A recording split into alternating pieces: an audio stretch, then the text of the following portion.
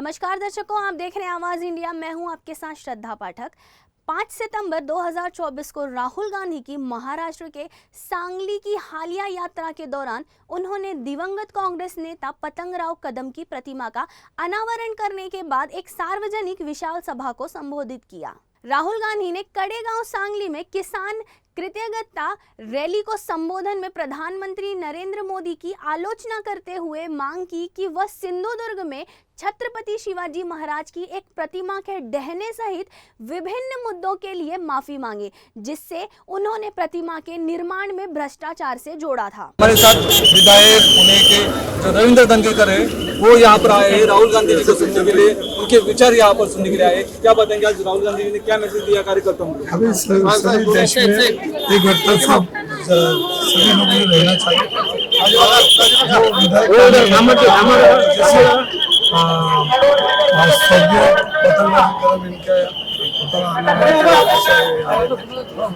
जो काम किया ये सांगली जिले में उसका आदर्श उनका इधर बनाया और उसका उद्घाटन राहुल जी ने किया। इसकी वजह से आए थे वो, और वो सभी जनता को इधर का विश्वास दिया कि हम अच्छी सरकार करेंगे, अच्छी देख सबको एक गट्टा रखेंगे। आज यहाँ पर मास्टर की उन्होंने क्या बताया आने वाले चुनाव को लेकर? है ना, अभी चुनाव कांग्रेस जीतने वाले देश में अभी चालू हो गए, महाराष्ट्र में जीतने वाले। गांधी ने नोटबंदी, वस्तु एवं सेवा कर जीएसटी और विवादास्पद कृषि कानूनों के लिए माफी मांगी। उन्होंने मोदी सरकार पर अडानी और अंबानी जैसे उद्योगपतियों का पक्ष लेने और केवल कुछ विशिष्ट व्यक्तियों के लाभ के लिए सरकार चलाने का आरोप लगाया। पतंगराव कदम इनके स्टैचू का अनावरण करने राहुल गांधी यहाँ पर आ चुके हैं। उसके पूर्व उन्होंने यहाँ पर अनावरण किया कुछ दूर अंतर पर। उसके बाद उनकी रैली हो रही है, पब्लिक रैली हो रही है, जिसके बाद पब्लिक हम देख सकते हैं यहाँ पर उनको देखने के लिए, एक क्षण उनका चेहरा देखने के लिए, एक झलक पाने के लिए यहाँ पर मौजूद है। क्या बताएंगे आप? राहुल गांधी को देखने आए हैं या सुनने आए हैं? कैसा लगेगा? राहुल गांधी को सुनने आए हैं, देखने तो बहुत बार देखा है लेकिन सुनने आए हैं यहाँ पर। तो अभी उन्होंने जो पब्लिक मीटिंग में रैली में बताया तो कैसा लगा आपको? बहुत ही अच्छा लगा। जो देश को आगे बढ़ाने वाला आदमी जो देश की बात करता है, देश की हित की बात करता है तो अच्छा लगता है। उन्होंने नरेंद्र मोदी इनके ऊपर भी आरोप लगाया है कि छत्रपति शिवाजी महाराज का जो कॉन्ट्रैक्ट है वो उनके आरएसएस के कार्यकर्ताओं को दिया। तो आपको क्या लगता है? वो सही बात बोले। जो उनको छत्रपति शिवाजी महाराज का पुतले का जो कॉन्ट्रैक्ट था वो आरएसएस के लोगों का ही दिया था। इसलिए जो 70 साल में पूछते थे वो कि 70 साल में कांग्रेस ने क्या किया, और 70 साल में जो जहाँ पे स्टैचू ऊभा किया है वहाँ से कोई भी स्टैचू ऐसा गिरा नहीं। वैसा छत्रपति शिवाजी महाराज का 8 महीने से पहले बना हुआ स्टैचू गिर गया।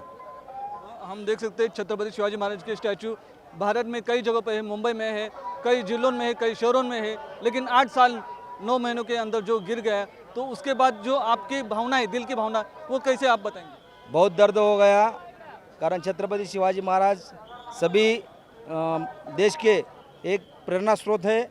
इसलिए बहुत दुख की बात हो गई कि वो उनका पुतला ऐसा गिर गया। इसलिए और उन्होंने जो बात बोली थी कि माफ़ी मांगी थी, वो माफ़ी कोई गलती करता है फिर भी बाद में माफ़ी मांगता है, ऐसा नहीं होगा। पहले गलती ही नहीं करनी चाहिए थी और बाद में माफ़ी तो मांगने की बात ही नहीं करनी चाहिए थी। वो सच्चा आरोप है। वो स्टैचू 7-8 महीने में गिर गए तो क्या होगा? आरोप लगाना चाहिए ना। जो कि आज जो संचालनालय होता है, कला संचालनालय, उनका कहना है कि कम फीट की जो मूर्ति उनकी बनाने की परमिशन उनके पास आई थी, लेकिन नेवी ने उसको ज़्यादा परमिशन दिया है। तो इसके मामले में क्या लगता है? ये जिम्मेदारी किसकी है? सरकार की है ना। उन्हें ऐसा नहीं किया कि जो ठेकेदार को, अच्छा वाले को काम देने को, पैसे खाने वाले को काम दे दिया उनको। आप क्या बताएंगे? युवा कार्यकर्ता यहाँ पर आप राहुल गांधी को सुनने आए। राहुल गांधी मतलब महाराष्ट्र में आई हुई एक आंधी है, और इसे कोई नहीं रोक पाएगा। आने वाले 2024 विधानसभा इलेक्शन में राहुल गांधी की जो अभी आने वाली है वो महाविकास आघाड़ी बहुमत पाके सबसे ज़्यादा सीटें महाविकास आघाड़ी महाराष्ट्र में लाएगी। ये विश्वास हम में, सब युवा कार्यकर्ता में, सब में है। और आज ये तय हो गया है कि महाविकास आघाड़ी की सरकार जल्दी आने वाली है। राहुल गांधी मतलब महाराष्ट्र में आई हुई एक आंधी है, इतना ही हम युवा कार्यकर्ता बताएंगे। तो ये आंधी मोदी को भारी पड़ेगी। जल्दी भारी बनेगी, ये वक्त बताएगा कि ये मोदी जी को ही और देवेंद्र फडणवीस जी को ही ये आंधी कितनी भारी पड़ेगी, ये सब लोगों को अभी पता चल गया है थोड़े दिन में। आपको क्या लगता है राहुल गांधी यहाँ पर आए हैं, महाराष्ट्र में सांगली दौरे पे आए हैं? सांगली दौरे पे आए तो लोगों में ऊर्जा है बहुत राहुल गांधी जी के प्रति, तो इस वजह से उनका जो सपोर्ट मिल रहा है, आपने देखा अभी अंदर जाके इतनी भीड़ थी और सब लोग पूरे मतलब पूरे दिलो जान से उनकी बातें सुन रहे थे और जो लोगों के दिल की बातें है वो वही उन्होंने बोली है। विपक्ष का कहना है कि एक तीर दो निशान यहाँ पर किया गया है। विधानसभा चुनाव को लेकर उनका ये दौरा है, तो होगा ना, विधानसभा के लिए होगा ये, क्योंकि उनका अभी महाविकास आघाड़ी पूरे जोश में है महाराष्ट्र में, पूरे बहुत सी सीटें बहुमत से आने वाली है महाविकास आघाड़ी यहाँ पे। गांधी ने जाति जनगणना की कांग्रेस पार्टी की मांग दोहराई और तर्क दिया कि देश में धन के वितरण और निर्णय लेने की शक्ति को समझने के लिए यह आवश्यक है। मुझे इधर आके बहुत अच्छा लगा, ये स्मृति तीर्थ देख के इतना अच्छा लगा। जो एक शेतकरी पुत्र इतना अच्छा काम करते हैं, ये देखकर मुझे बहुत अच्छा लगा। और इधर आके मुझे इतना अच्छा प्रेरणा स्थान मिल गया कि डॉक्टर पतंगराव कदम साहब ने जो एजुकेशन की इसमें जो गरीब शेतकरी के जो बच्चे हैं उनके लिए जो अफाट काम किया है, ये देख के मुझे बहुत अच्छा लगा। और इधर आके मुझे इतना प्रेरणा स्थान उनके काम से मिल गया कि मुझे उनका एक गर्व लगता है। एक छोटे से किसान के इसमें जन्म लेने वाले हमारे पतंगराव कदम साहब इतने समाज के लिए अच्छा काम कर सकते हैं, उनका ये इधर हमको यह ऐसा प्रेरणा स्थान मिल गया है। कांग्रेस अध्यक्ष मल्लिकार्जुन खड़गे ने भी सभा को संबोधित किया। कांग्रेस अध्यक्ष मल्लिकार्जुन खड़गे ने भी सभा को संबोधित किया। हमारे साथ पतंगराव कदम, इनसे जुड़े हुए जो अनुभव है, तजुर्बा है, जो क्षण पल उनके साथ में जो बिताए हैं, वो कार्यकर्ता हमारे साथ जुड़े हुए हैं आवाज इंडिया के द्वारा। क्या बताएंगे आपके जो पल है सोनेरी, जिसको कहा जाता है गोल्डन मोमेंट्स, क्या बताएंगे, कैसे आपने वो देखे? क्या है कि डॉक्टर पतंगराव जी कदम साहब, उनका जन्म है वो रूरल एरिया, आज का कड़ेगांव तालुका, प्रीवियसली वाज खानापुर तालुका, इधर हुआ था। एक गांव में बहुत कम संख्या और कोई सुविधा नहीं थी। मैक्सिमम वो दळन वळन करने के लिए है, कोई ट्रैवल करने के लिए, मेडिकल सुविधा, ऐसा कोई सुविधा नहीं था। बहुत छोटा गांव था और उनका प्राइमरी एजुकेशन यही गांव में हुआ था। घर की जो कुछ इकोनॉमिकल उनकी सिचुएशन थी वो इतनी अच्छी नहीं थी कि बाहर जाके वो कुछ सीख पाए। उनके घर में वो 7 ब्रदर्स और सिस्टर रहते थे। पुअर फैमिली से वो पतंगराव थे।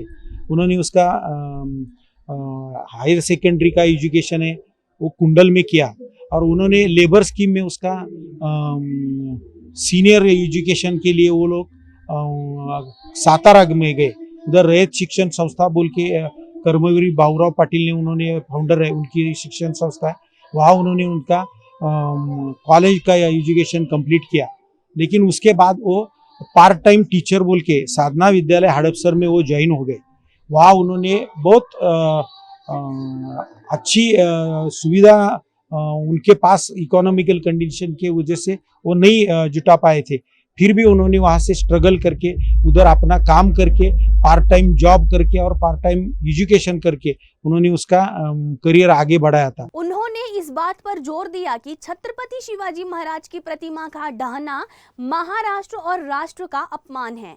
साथ ही उन्होंने विश्वास व्यक्त किया कि विपक्ष का महाविकास आघाड़ी गठबंधन आगामी चुनाव एकजुट होकर लड़ेगा। जो पतंगराव कदम है, कांग्रेस के नेता रह चुके हैं, माजी मंत्री रह चुके हैं, उनका आज स्टैचू का अनावरण यहाँ पर होने वाला है उनके गांव में, पलूस कड़ेगांव, जो कि उनका मतदार संघ रह चुका है। हम जानेंगे यहाँ पर कार्यकर्ता है, उन्होंने यहाँ पर एक पोस्टर प्रदर्शित किया है, उसके ऊपर लिखा है पतंगराव कदम, इनके चिरंजीव, उनके जो लड़के हैं विश्वजीत कदम भावी मुख्यमंत्री, महाराष्ट्र के भावी मुख्यमंत्री के तौर पर उनको यहाँ पर प्रदर्शित किया गया है। हमारे साथ युवा कार्यकर्ता जुड़े हुए हैं। क्या बताएंगे, आपने यहाँ पर भावी मुख्यमंत्री प्रदर्शित किया है पोस्टर, क्या इसका मकसद है, क्या प्रयोजन है? आगे आने वाली विधानसभा में हम चाहते हैं कि बाला साहेब है ना, हम प्रेम से उनको बाला साहेब बोलते हैं, उनको विधान परिषद में बहुमत से जीत कर हम विधान परिषद में पठाएंगे और उनको मुख्यमंत्री बनाने की हम इच्छा रखने वाले हैं, अभी रखा है अभी उनके साथ। तो बाला साहेब या बाबा साहेब? बाला साहेब देख सकते हैं यहाँ पर जो युवा कार्यकर्ता है कड़ेगांव, जो सांगली जिला का जो कृषि प्रधान क्षेत्र है, यहाँ का कार्यकर्ता, उनका जो दिल की आवाज़ है वह आवाज़ इंडिया के जरिए पे बता रहे हैं कि भावी मुख्यमंत्री विश्वजीत कदम आने वाले समय में मुख्यमंत्री बने, ऐसा उन्होंने शुभकामनाएं व्यक्त की है। आप क्या बताएंगे? आम्हालाही वाटतं की बाबा भावी मुख्यमंत्री आम्हाला बाळासाहेबच हवे आहेत ह्याला, एवढीच इच्छा आहे सगळ्यांची, आमच्या महाराष्ट्र पोलीस ह्याच्यातली, कडेगाव पोलीस ह्याच्यातली।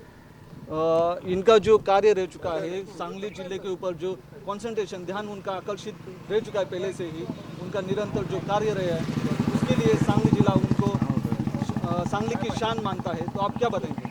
तो शानच मानताय, कारण त्यांनी सगळं केले आतापर्यंत, सगळं जे काही केले ते त्यांनीच सांगली जिला नहीं, महाराष्ट्र ही शान मानता है। शान मानताय। देख सकते हैं हम युवा कार्यकर्ता की जुबानी सुनेंगे। उन्होंने कहा है कि महाराष्ट्र ही उनकी शान मानता है। महाराष्ट्र के प्रेरित सभी नेता है ना, उनको आगे रख कर ना, उनको विचारों को देखकर ही विकास करते हैं, ऐसा ये करते हैं।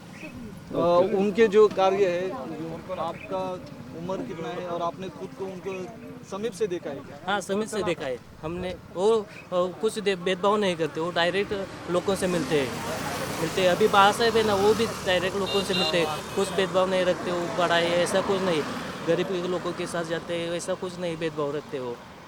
चलो, और भी यहाँ पर कार्यकर्ता है, आप क्या बताएंगे? आम्ही सांगली जिल्ह्यातला नागरिक असून आम्हाला असं वाटतं की बाळासाहेब आमचे मुख्यमंत्री व्हावे आणि इथून पुढे आमचे व्यवस्थित आहे हो। तो हम देख सकते हैं यहाँ पर बाला साहेब उर्फ विश्वजीत कदम यहाँ के महाराष्ट्र के मुख्यमंत्री के तौर पर आने वाले समय में दिखाई देंगे, ऐसा उन्होंने अभिलाषा यहाँ पर प्रकट की है। शरद पवार ने इस सभा में अपने विचार साझा करते हुए कहा कि महाराष्ट्र के सम्मान से जुड़े मुद्दों पर जोर दिया गया है और कहा कि छत्रपति शिवाजी महाराज की प्रतिमा का ढहना राज्य का अपमान है। पवार ने महाविकास आघाड़ी की एकजुटता और आगामी चुनावों में विपक्ष के मजबूत होने की बात कही। देखिए, एक तो पतंगराव जी कदम साहब महाराष्ट्र के एक बड़े नेता थे, वो कांग्रेस पार्टी के नेता थे, शिक्षण क्षेत्र में बहुत बड़ा काम उनका रहा है और फुले शाह अम्बेडकर की विचारधारा के वो नेता थे और छत्रपति शिवाजी महाराज की विचारधारा के नेता थे। आज राहुल जी गांधी शिक्षा दिन के लिए आए हैं, वो शिक्षक थे पतंगराव जी कदम साहब, और उन्होंने शिक्षा के क्षेत्र में जो काम किया, कांग्रेस की विचारधारा से मंत्री के रूप में महाराष्ट्र की लोगों की जो सेवा की है, सांगली के लोगों की जो सेवा की, उस कारण आज राहुल जी यहाँ पे आए, लाखों की भीड़ यहाँ पे जमी है। मैं सब लोगों का बहुत बहुत शुक्रिया कहना चाहूँगा। देखिए, वो तो अभी विरोधी पक्ष नेता है, कांग्रेस पार्टी के नेता, लोगों की आवाज़ है राहुल गांधी, आम जनता की आवाज़ है, तो जो उनको सही लगता है, लोगों के लिए सही लगता है, वो तो कहते जाएंगे। के घटना के बारे में बहुत दुखद घटना है। 2 लोगों को उपचार नहीं होता है, उनकी जान चले जाती है, उनको कंधे पर डालकर ले जाना पड़ता है। 15 किलोमीटर तक ना एम्बुलेंस मिलती है लाने के लिए, ना जाने के लिए मिलती है। ये पूरी तरह महाराष्ट्र में हेल्थ डिपार्टमेंट का फेल्योर है, वहाँ के गार्डियन मिनिस्टर का फेल्योर है, वहाँ के मिनिस्टर लोकल है, उन्होंने कुछ नहीं किया है। लोगों के जान के साथ में ये डिपार्टमेंट खेल रहा है। लाखों करोड़ों रुपए टेंडर में इन्होंने गवाए, कुछ फ़ायदा नहीं हुआ। ना एम्बुलेंस का पता है, ना डॉक्टरों का पता है, ना दवा का पता है।